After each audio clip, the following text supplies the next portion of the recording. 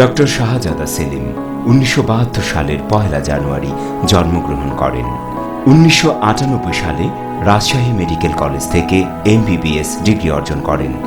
এরপর তিনি চিকিৎসা বিজ্ঞানে উচ্চতর ডিগ্রি MD এবং MACE অর্জন করেন। বর্তমানে ঢাকার বঙ্গবন্ধু শেখ মুজিব মেডিকেল বিশ্ববিদ্যালয়ে অ্যান্ড্রোক্রাইনোলজি ও মেটাবলিজম বিভাগে সহকারী অধ্যাপক, হরমোন ও ডায়াবেটিস বিশেষজ্ঞ হিসেবে কর্মরত আছেন।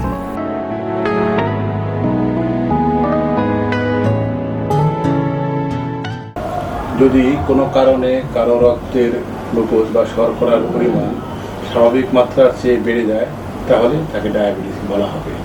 তো এটাকে আর অন্যভাবেও আমরা বলতে পারি, যদি কোনো কারণে শরীরের ইনসুলিনের উৎপাদন কমে যায় অথবা যে পরিমাণ ইনসুলিন শরীরে আছে তা ঠিকমতো কাজ করতে না পারে, তাহলে অবশ্যই রক্তের গ্লুকোজ বা শর্করা বেড়ে যাবে এবং যে পরিস্থিতি তৈরি হবে তাকে ডায়াবেটিস বলা হবে। এখন পৃথিবীতে সবচেয়ে বেশি আলোচিত রোগদের মধ্যে ডায়াবেটিস একটি। তার বহুবিধ কারণ আছে। উন্নত বিশ্বগুলোতে একরকম কারণ, আর আমাদের মতো দেশগুলো যারা ক্রমশ উন্নত হচ্ছি তাদের ক্ষেত্রে একটু অন্যরকম কারণ। কিন্তু কারণ যেরকমই হোক, রোগটির ব্যাপকতা বেশি এবং রোগটির ব্যাপকতা শুরুতে না থেকে ব্যক্তিব্যাপী এবং মানুষ যখন মৃত্যুবরণ করছেন সে পর্যন্ত রোগটির ব্যাপকতা আরও প্রকট আকার ধারণ করে। সহজভাবে যদি বলি যে এখন সারা বিশ্বের বিশেষ করে উন্নত অংশগুলোতে যতগুলো মানুষ মৃত্যুবরণ করছেন সড়ক দুর্ঘটনা বাদে, হত্যাকাণ্ড বাদে, তার অধিকাংশই কোনো না কোনোভাবে ডায়াবেটিস জনিত কোনো কারণ এর সাথে জড়িত আছে। এবং সারা পৃথিবীতে যে কোনো দেশের যদি হিসাব করা হয় সারা দেশের মোট স্বাস্থ্য খাতের খরচ, তাহলে প্রধান খরচের বড় অংশটাই জড়িত ডায়াবেটিস জনিত কোনো না কোনো রোগের সাথে। তাহলে বেশি আলোচিত না হয়ে কোনো উপায় নেই। এবং আমাদের মতো দেশ, বিশেষ করে বাংলাদেশ এবং ভারত, খুব বেশি ঝুঁকিতে আছে। এখানে অধিক সংখ্যায় ডায়াবেটিসের রোগী ধরা পড়ছে। তার চেয়েও ঝুঁকি বেশি, অনেক কম বয়সে বেশি পরিমাণে ডায়াবেটিস আমরা শনাক্ত করছি, যাদের দীর্ঘদিন বাঁচতে হলে যে পরিমাণ চিকিৎসা ব্যয় বহন করতে হবে তার জীবনের অন্যান্য সকল অংশের ব্যয়ের তুলনায় সেটা অনেক বড় অঙ্ক হয়ে দেখা দিবে। শুধু তাই নয়, তার যদি আমরা বিভিন্ন অঙ্গ প্রত্যঙ্গের সুস্থতার কথা ভাবি, প্রধানত কিডনি, হৃদরোগ, স্ট্রোক, তারপরে অন্য অন্য স্নায়বিক সমস্যা, তার প্রজনন ক্ষমতা, তার স্বাভাবিকভাবে কাজ করার ক্ষমতা, যেটা একটি দেশের উন্নতির সবচেয়ে বড় অংশ, সব কিছুই এর সাথে কোনো না কোনোভাবে সংশ্লিষ্ট হয়েই যাচ্ছে। তাহলে এক কথায় যদি এখন বলি যে কোনো একটি দেশের সবচেয়ে বড় রোগ যেটি আমরা সবচেয়ে বেশি পূর্ণভাবে ভাববো সেটি হবে ডায়াবেটিস। আর ডায়াবেটিসের কথা ভাবলেই বিভিন্ন রকম গ্রুপকে আমরা বলি, যেমন কম বয়সীদের ডায়াবেটিস। আমাদের বাংলাদেশের মতো দেশগুলোর আরেকটি বিশেষ বড় আলোচনার বিষয় হলো গর্ভকালীন ডায়াবেটিস।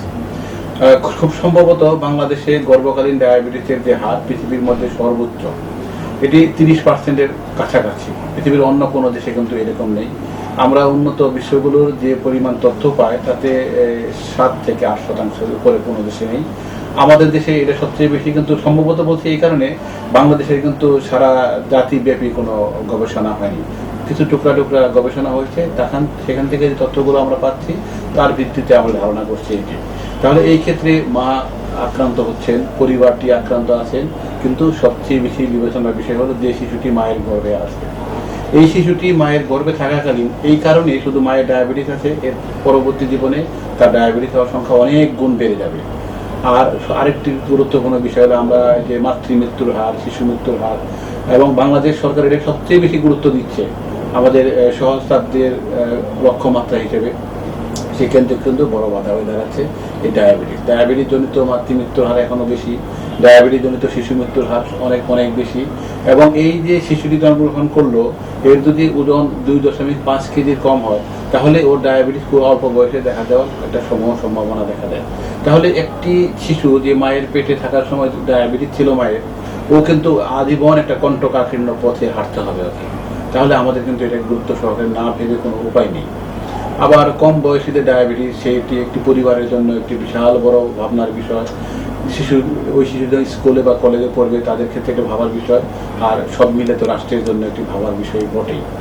আর আমরা বাংলাদেশে যে পরিস্থিতি দেখছি, যে ডায়াবেটিস সমিতি, ডায়াবেটিক হাসপাতাল যারা আছে, সরকারি এখন বিভিন্ন প্রতিষ্ঠান আছে, আপনি গেলে দেখবেন যে কি পরিমাণে ডায়াবেটিসের রোগী, কিন্তু এদের মধ্যে সবারই কম বেশি জটিলতা আছে। কেউ একবার হৃদরোগে আক্রান্ত হয়েছে, কেউ একবার স্ট্রোকে আক্রান্ত হয়েছে, কারো পায়ের একটি আঙুল কাটা গেছে, একটি পা কাটা গেছে, কারো চামড়ার সমস্যা। এদের একটা বড় অংশকে দেখবেন যে এরা প্রজনন ক্ষমতা হারিয়ে ফেলছে।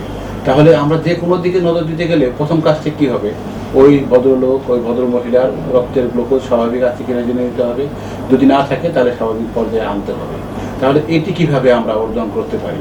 এটি কিন্তু খুব সহজ সরল কোনো পথ নেই। কারণ ডায়াবেটিসের যেহেতু ব্যক্তিটা সারা জীবন ব্যাপী, চিকিৎসা করাটাও সারা জীবন ব্যাপী একটা পদক্ষেপের অংশ হবে। আমি যদি খুব সহজ করে বলি, 3টা পদক্ষেপ আমরা নিতে চাই। রোগীরা অনেক ক্ষেত্রে বুঝতে পারলে খুব ভালোভাবে আমাদের সাথে তাল মিলান। সেটা হলো যে ওনার খাদ্য ব্যবস্থাপনাটা আদর্শ মাত্রায় হতে হবে। আদর্শ মাত্রায় বিভিন্ন রোগীর জন্য তার বয়স, তার কাজের ধরন, তার নিজের বর্তমান দৈহিক ওজন এবং আর কি ওনার জটিলতা আছে তার সাথে সমন্বয় করে আমরা একটি খাদ্য তালিকা তার জন্য বলে দিই। এবং ওখানে মূল বিবেচ্য বিষয় হলো একবারে অনেক বেশি খাবেন না, আবার দীর্ঘ সময় খাবারের মধ্যে কোনো ব্যবধান থাকবে না। সাধারণত 2.5 থেকে 3 ঘন্টা পর পর ওনাকে খেতে হবে। এবং কিছু কিছু খাদ্য আছে যেগুলো ওনার বর্জন করাটা সবচেয়ে বাঞ্ছনীয়, তার মধ্যে মিষ্টি জাতীয় খাবারের সবাই জানেন। কিন্তু আরও কিছু কিছু খাদ্য আছে, যেমন ডায়াবেটিস রোগীর হৃদরোগের ঝুঁকি অনেক বেশি, সেক্ষেত্রে কিন্তু তাকে চর্বি জাতীয় খাবারের পরিমাণ কমিয়ে আনতে হবে। এবং আমি সুনির্দিষ্টভাবে যদি বলি, মাংসের চর্বি 1 নম্বর, রান্নার তেল 2 নম্বর এবং অতিরিক্ত লবণ ওনাকে বর্জন করতে হবে। এর বাদে বাকি খাবারগুলোর কিন্তু পরিমাণ নিয়ে আমাদের যে তালিকা আছে ওটা মেনে চললে হবে, কিন্তু খুব বেশি বর্জন করতে হবে, গ্রহণ করতে হবে এটা নয়। কিন্তু আমরা কিছু কিছু ক্ষেত্রে খুব ঝামেলায় করে যাই। ওই রোগীটি যখন তার খাদ্য তালিকার যে নিয়মটি দেওয়া আছে 2.5 থেকে 3 ঘন্টা পর পর, এটি উনি ভুলে যান। তো পারিবারিক কোনো কারণে, চাকরি বা অন্য কোনো পেশাগত কারণে উনি একবারে 4 ঘন্টা 5 ঘন্টা গ্যাপ দিয়ে ফেললেন, তাহলে ওনার কিন্তু যদি ডায়াবেটিস কন্ট্রোলটা ভালো থেকে থাকে তাহলে হাইপোগ্লাইসেমিয়ার একটা সম্ভাবনা থাকবে। আবার যখন আমরা এর পরবর্তী ধাপ যাচ্ছি, সেটি হলো ওনার দৈহিক ওজন বজায় রাখতে হবে এবং একটি কর্মময় জীবনযাপন করতে হবে, অ্যাক্টিভ লাইফস্টাইল। এই কর্মময়কে আমি খুব সহজভাবে সংজ্ঞায়িত করি যে উনি নিয়মিত হাঁটবেন, এটা কিন্তু সবাই জানে। কিন্তু হাঁটাটা হতে হবে, আমরা ওটাও তার জন্য ওনার বর্তমান অবস্থা, ওনার বয়স, ওনার শারীরিক সক্ষমতা হিসাব করে ওনার জন্য একটি বলে দিই। যেমন সাধারণভাবে বলি কি যে 30 মিনিটে 3 কিলোমিটার হাঁটবে, এরকম একটা হিসাব। এবং সপ্তাহে মিনিমাম 5 দিন হতে হবে। তো কোনো কারণে যদি একদিন বাদ পড়ে যায় তাহলে পরের দিন যেন বাদ না পড়ে ওনাকে এই ব্যাপারে বিশেষ নজর দিতে হবে। এটিও কিন্তু দিনের নির্দিষ্ট সময় হতে হবে। এবং যাদের পায়ে সমস্যা আছে, যাদের হৃদরোগ আছে, যাদের হাঁটলেই কষ্ট হয়, তারা কিন্তু এটা পারবেন না। তৃতীয়ত হলো ওষুধ। ওষুধের ক্ষেত্রে মুখে খাবার ওষুধ আছে, ইনসুলিন আছে। তো ওষুধ আসলে এখানে বিস্তারিতভাবে না বলে, এটা নির্দিষ্ট একজন ডাক্তারের কাছে যখন উনি যাবেন উনি ওষুধটা ঠিক করে দিবেন। কিন্তু এই ওষুধও ওনাকে নির্দিষ্ট পরিমাণে অন্য অনেক রোগীর চেয়ে একটু হিসাবটা আলাদা করে, যে আমার ওষুধটা খাবার আগে বা খাবার পরে, এটি কিন্তু ডায়াবেটিস রোগীর ক্ষেত্রে বিশেষ গুরুত্বপূর্ণ। যেটা খাবার আগে খেতে হবে সেটা খাবার আগেই খেতে হবে। বিশেষ করে ইনসুলিনের ক্ষেত্রে আরো একটু জটিলতা আছে, যে কোনো কোনো ইনসুলিন ঠিক খাবার আগে নিবে, কোনোটি খাবার 30 মিনিট আগে নেবে, কোনোটি খাবার 10 মিনিট আগে নেবে, কোনোটি খাবার সাথে সম্পর্ক নেই, দিনের একটি নির্দিষ্ট সময় নেবে। এগুলো কিন্তু ওনাকে বজায় রাখতে হবে। কিন্তু যারা তাল মিলাতে পারছেন তারা কিন্তু অন্য যারা ডায়াবেটিস নেই, আমার আপনার মতো যারা জীবনযাপন করতে পারছেন, কিন্তু যারা তাল মিলাতে না পারছেন তাদের বিনিময়ে কিডনি হারাতে হচ্ছে। এবং একবার যদি কিডনি আক্রান্ত হয়, ওনার জীবনের সকল সম্পদ কিন্তু এখানে ব্যয় করতে হবে। মাত্র 2টি পা, একটি পা যদি কেটে ফেলতে হয় তাহলে পরবর্তী পা কেটে ফেলার ঝুঁকি আগামী 5 বছরের মধ্যে কমপক্ষে 60%। তাহলে উনি চলবে কী করে? উপার্জন বন্ধ, জীবনের সকল কিছু কিন্তু এখানে ব্যয় হয়ে যাবে। হার্ট অ্যাটাক বা স্ট্রোক করে মৃত্যুবরণ করতে পারে।